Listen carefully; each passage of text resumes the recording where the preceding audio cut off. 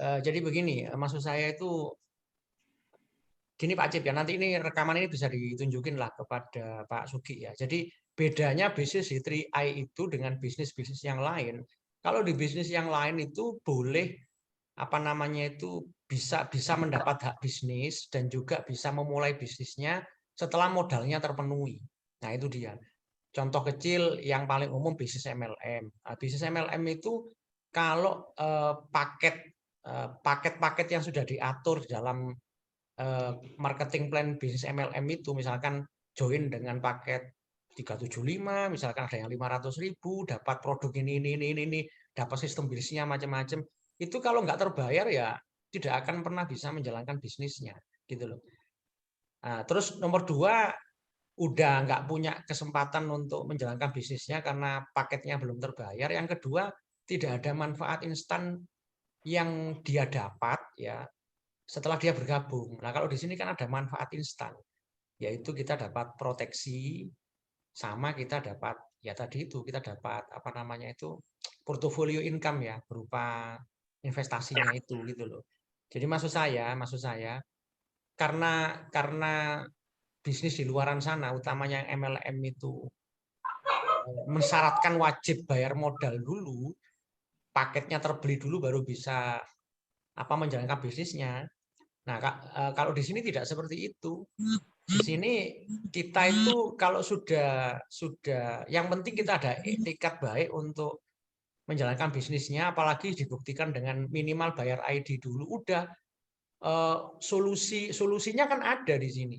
Apalagi ini saya tadi coba membandingkan apa namanya itu bisnis 3i Network dengan MLM Pak Cip ya. Kalau kemudian 3i Network dibandingkan dengan sesama asuransi, wah udah tambah enggak ada ininya, tambah enggak nutup Pak Cip. Karena di bisnis yang di asuransi yang lain itu kamu enggak akan dapat apa namanya enggak akan dapat manfaat asuransi kalau tidak ngebayar, ya kan? Setelah membayar itu pun enggak cukup. Kamu harus pastikan kontrakmu itu tuntas gitu. Kamu kena tiap bulannya itu kena bayar berapa itu pastikan tuntas, jangan sampai ada yang tidak terbayar karena begitu ada yang tidak terbayar atau nunggak ketika terjadi resiko padahal dia berasuransi tujuannya kan untuk meminimalisir risiko. Jadi yang perlu diketahui orang berasuransi itu tujuannya untuk meminimalisir resiko. Berarti kan memang manfaatnya murni ketika terjadi resiko. Nah, parahnya kalau kemudian dia itu ada masalah keuangan sehingga jatah preminya yang seharusnya bayar karena belum selesai ya, itu nggak terbayar, maka resikonya itu kiamat sudah. Maksud saya kiamat, manfaat utama yang dia inginkan nggak akan pernah bisa terpenuhi gitu loh ya, karena ada kewajiban yang tidak dia tuntaskan sehingga haknya nggak dapat. Ya udah pasti apa udah disyaratkan wajib wajib bayar premi untuk terima manfaat itu dan itu dipastikan tidak boleh ada cuti premi. Tidak boleh ada cuti premi alias tidak boleh nunggak. Nah, itu kan tidak enak banget gitu loh ya. Nah, tapi kalau kita ini apa nabung proteksi dapat bisnis. Nah, nabung proteksinya kalau memang belum ada duit kayak Pak Sugi itu, ya udah kita jalankan aja bisnisnya agar kita itu ada duit untuk dipakai bayar premi.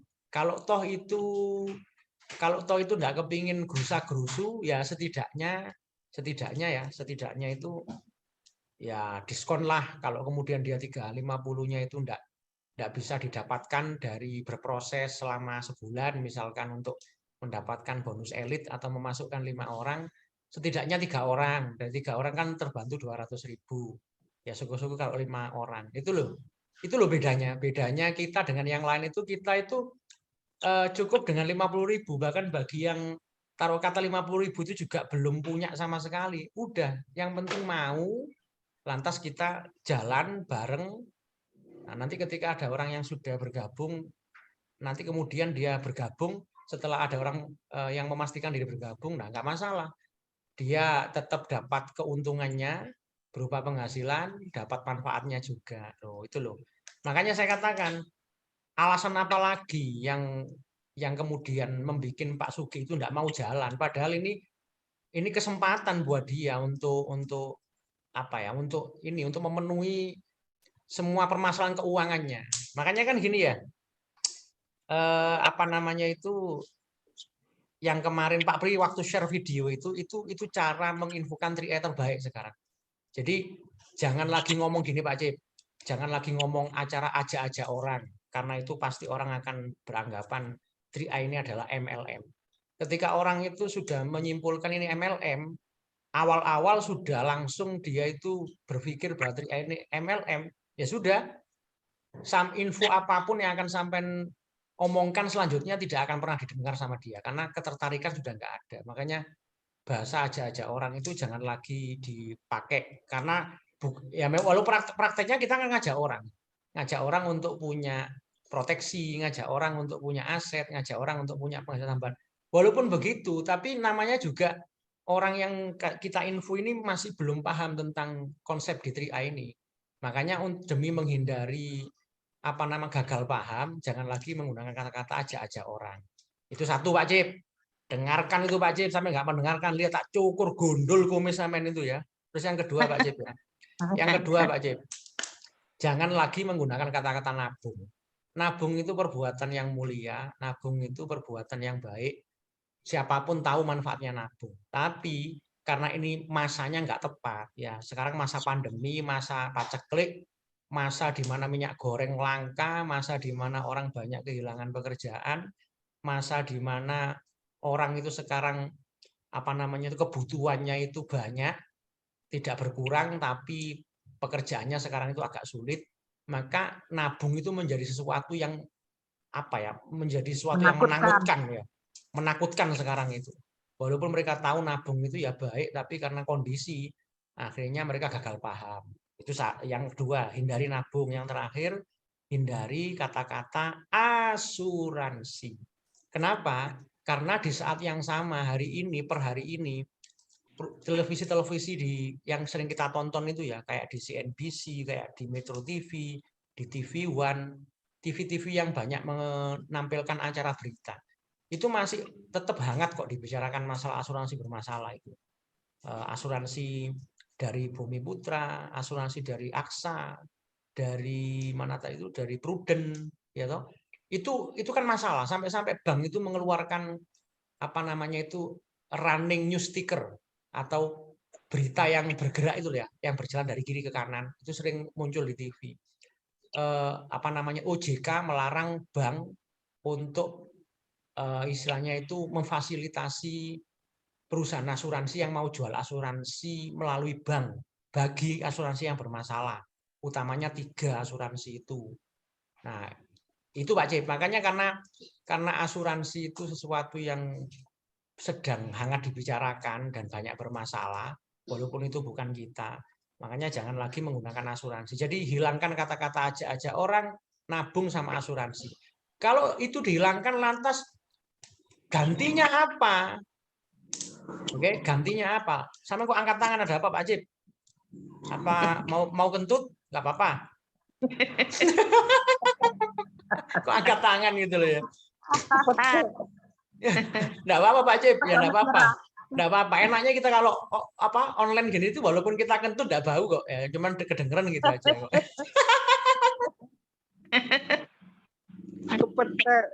Ya. Udah tak buang.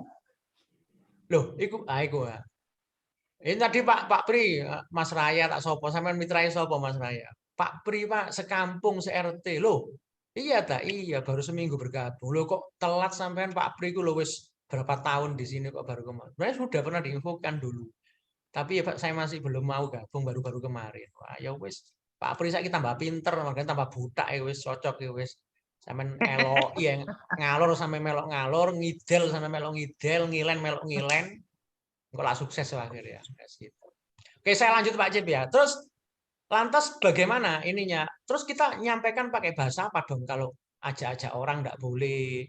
Kemudian apa namanya itu pakai acara ngomong nabung enggak boleh, asuransi enggak boleh. Caranya gini ya. Sampai omongin kalau kemarin kan tanya ya, itu dua salah satunya itu. Kerjaannya apa Cak Cip kan gitu ya. Nah, sebenarnya nggak jauh beda dengan yang saya katakan kemarin, cuman bilang begini Pak Cip ya. pakai bahasa tulis bisa, pakai bahasa lisan juga. Kerjaannya itu membantu orang lain, memberikan ya, sudah memberikan solusi kepada orang lain yang sedang punya masalah keuangan. Wah, itu dia Pak Cip. Ya, jadi di bahasanya itu sebenarnya ya sama aja, cuman kan ini lebih halus, gak kerasa gitu loh ya. Ibarat kata gini Pak Cip, aku takut Pak Cip ya, itu kan depan saya, di belakang saya kan ada Indomaret sama Alfamaret tuh Pak Cip. Pak Cip ke Indomaret, mau beli minyak Pak Cip. Minyaknya ya, yang satu minyak itu harganya 10.000. Satunya lagi 9.900. Padahal mek kacek 100 perak Pak Cip. Sing situ 10.000, satunya 9.900. Kira-kira orang ketika mau beli itu lebih tertarik yang mana Pak Cip? Padahal kacek mek 100 perak loh Pak Cip. Ya 9.900. Nah, itu dia. Itu sebenarnya teknik marketing, Pak Cip. Padahal kok coro dihitung-hitung 100 perak itu kok misalnya ono susu ikan gaya opo 100 perak. Gak tuku permen ya ora iso. Ya toh? Saya aja kalau Iya. dapat kembalian dari Indomaret 200 perak, 300 perak, enggak pernah tak ambil. Akhirnya petugas Indomaret itu ini apa namanya itu kepo ke saya sampai apa loh. Sampai itu kalau setiap kali kita kembaliin 200, 300 enggak pernah diambil sih, Pak. Kalau nggak 500 nggak saya ambil memang. Kenapa? Karena satuan terkecil rupiah menurut saya 500. Dengan 500 perak itu saya bisa beli minimal permen. Kalau 100, 200 nggak ada. Ya cuma dia laku, kayak susuk-susuk tok Mas. Tapi gak iso kayak beli gitu loh ya. Nah, kalau kita tahu selisih 100 saja bisa membuat mindset orang untuk yang awalnya mau beli yang 10.000 nggak jadi, pilih yang 9.900. Nah, itu yang saya maksud Pak Cip. Nah, di sini juga sama. Jadi kerjaannya apa Cak Cip? Ya udah bilang aja, kerjaannya itu kita membantu orang lain agar punya solusi tentang masalah keuangannya ya. Atau memberikan solusi kepada orang lain yang sedang punya masalah keuangan. Masalah keuangan apa? Saya yakin semua orang punya masalah keuangan. Kalau dirinci, mulai dari masalah utang piutang, mungkin dia itu sedang kredit motor, mungkin dia itu sedang apa namanya itu penghasilannya tidak cukup, lebih besar pengeluaran daripada pemasukan. Mungkin juga dia itu sedang apa sedang memikirkan nunggak-nunggak pembayaran anaknya. Kan kita nggak pernah tahu masalah keuangan seseorang. Yang jelas setiap orang, apalagi yang sudah berumah tangga, keuangan itu adalah sebuah masalah tersendiri. Apalagi masa kayak gini. Makanya kita ubah bahasanya, apa sing perlu tak lakoni Pak Cip? Membantu orang lain agar terlepas dari masalah keuangan. Atau memberikan solusi kepada orang lain agar dia itu, apa namanya itu, tidak bermasalah keuangannya. Nah gitu. Udah gitu aja. Terus ya opo prakteknya opo-opo lah. Terus ya opo itu arahkan udah kita garap sama sesama leader itu Pak Cip. Nah itu cara menyampaikannya begitu sekarang. Jangan lagi nabung, jangan lagi oleh asuransi kok Asuransi. ngajak uang. Gini mengajak uang telu, kok sampai oleh ngajak uang telu, sampai oleh asuransi, oleh wes itu Ya, orang akan gagal paham. Maka kalau kemudian kerjaannya opo? Membantu orang lain agar terhindar dari masalah keuangan, ngebantu orang lain agar masalah keuangannya itu tertolong. Bahasanya pokoknya kayak gitu-gitulah ya. Bahasanya pokoknya kayak gitu-gitu. Apa namanya itu menyampaikannya gitu Pak Cip. Nah, dengan demikian orang itu meringankan beban ya masalah dengan begitu. keuangan. Jadi itu kerjaannya memang. Kalau nanti nggak percaya, coba aja buktikan. Ketika sudah ketemu dengan kita para leader, kita omongin memang di sini kalau mau kita punya penghasilan ya kita harus mau membantu orang lain yang sedang mengalami masalah keuangan tadi itu. Cuman kan dia itu mengeluh, dia itu dalam tanda kutip mengalami masalah keuangan. Itu kemudian apa ya istilahnya itu muter gitu aja. Enggak, karena nggak ada yang ngebantu. Jalan keluarnya gimana ya? Karena yang namanya orang kalau punya kebutuhan besar, taruh kata gini dah, taruh kata apa namanya itu orang yang kredit motor Pak Cik. Orang kredit motor cicilannya itu taruh kata 700.000. Nah 700 itu tiap bulan itu kan uang yang gede. Kakaruan itu cuman sekali bayar. Lah kalau berkali-kali ya setiap bulan itu kan akan menjadi sebuah jumlah uang yang besar. Lah kemudian dia itu berpikir opo yo iso rolas saya. Apakah dia sempat punya pikiran maksud saya? Apa dia sempat punya angen-angen punya pikiran bahwa 12.000 yang dia bisa sisihkan tiap hari itu akan bisa membantu dia untuk mencicil kreditannya itu.